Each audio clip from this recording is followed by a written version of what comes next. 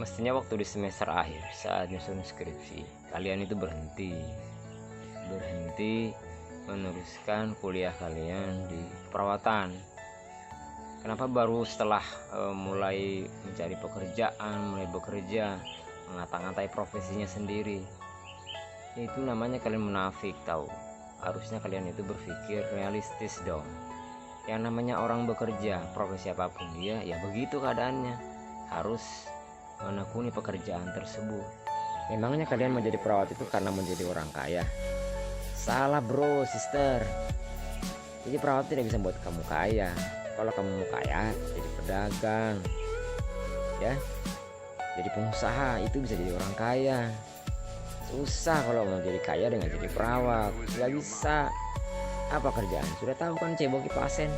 Berapa kamu dibayar untuk ceboki pasien? Kalau kamu mau kaya, kamu keluar negeri, bekerja di luar negeri, dapat uang dolar gitu. Nah, jadi kamu bisa kaya kalau ke situ. Kalau cuma berpikir untuk bekerja di rumah sakit, di puskesmas, jadi TKS lagi, mana bisa kaya, mana bisa berhasil, mana bisa kamu banggakan profesimu? Nggak bisa. Kalau makan profesi, ya berbuat yang lain lah, berbuat yang lebih signifikan daripada orang-orang itu, gitu kan. Profesi perawat itu sebenarnya profesinya perempuan, jadi bukan profesi laki-laki. Jadi ketika ada laki-laki yang masuk jadi perawat, kelainan itu. Kenapa? Coba lihat pekerjaannya, merawat, ya gitu kan, artinya apa?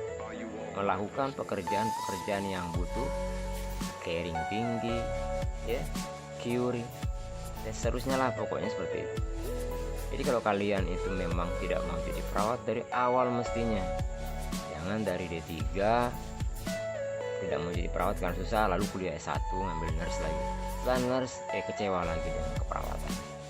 Harusnya berhenti dari awal, jangan teruskan, ya. Jangan sudah kondisi seperti ini, menghadapi situasi yang berat menjadi perawat, menjadi TKS lah, menjadi apalah. Nah, jangankan kalian, perawat-perawat yang sudah lama bekerja, yang senior, yang puluhan tahun mengabdi sebagai perawat, yang statusnya PNS pun banyak yang seperti kalian tidak mau jadi perawat. Jadi mereka maunya jadi apa? Pokoknya bukan perawat lah, mau bekerja jadi bendahara, mau bekerja di bagian tata usaha, mau bekerja di bagian apalah gitu, yang bukan keperawatan lah pokoknya, ya. Banyak itu. Tapi banyak juga yang mereka itu tetap saja mengikuti perkembangan dan ikut dalam organisasi BPNI, ikut dalam keperawatan. Kenapa? Karena tadi apa itu? Saya belum bilang ya. Oh iya, belum. Karena mereka sadar mereka tidak boleh kacang lupa kulitnya. Jadi mereka tetap saja ikut-ikut kegiatan-kegiatan profesi. Itu namanya perawat yang dari awal sudah tahu, sudah memikirkan, sudah sadar bahwa kalau dia menempuh pendidikan keperawatan nanti akan seperti ini, dan seperti ini. Ya, jangan jadi orang kecewa belakangan. Salah itu. Harusnya kalian tuh berpikir jangan menjadi perawat tuh hanya di rumah sakit, di puskesmas, gitu ya, di klinik. Banyak yang lain tuh. Perawat di LP bisa, ya, lembaga pemasyarakatan bisa. Kemudian di penerbangan bisa, di kelautan bisa. Banyak yang dimana perawat-perawat sangat dibutuhkan. Keluar negeri paling banyak itu sebenarnya. Makanya kalian ini kuliahnya mahal, biayanya besar, capeknya iya, disuruh-suruh gila gitu kan. Harusnya kalian berpikir untuk gimana membalas itu semua. Dengan cara apa?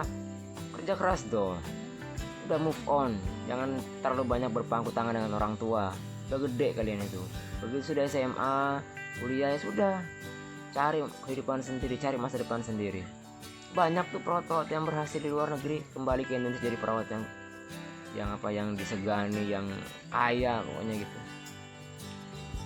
Dari awal kan sudah dikasih tahu tuh, menjadi perawat itu bukan menjadi apa namanya, menjadi perawat itu bukan ingin menjadi orang kaya, tapi kan itu tadi, kalau ada nanti duitnya, ada hartanya, itu bonus semua gitu deh, ya kan. Jadi guys, ya, berpikirlah positif gitu kan. Anggaplah perawat itu sebagai profesimu, kemudian kamu bisa kerjakan yang lain, ya jadi youtuber lah gitu kan, jadi vlogger lah, jadi apalah, yang penting kegiatan-kegiatan itu bermanfaat dan bisa ya membantu ekonomimu. Jangan terlalu terkungkung, jangan terlalu terfokus dengan keperawatan, pekerjaannya merawat pasien, pekerjaannya hanya ceboki orang, kemudian pekerjaannya hanya mendorong-dorong. Bukan itu. Kita ini diberikan otak untuk berpikir bahwa perawat itu tidak harus seperti itu. Perawat itu harus move on, harus keluar dari zona nyaman, bekerjalah dengan yang lain. Banyak kok perawat kan, bisa IT ya, perawat tuh bisa yang lain-lain, banyak.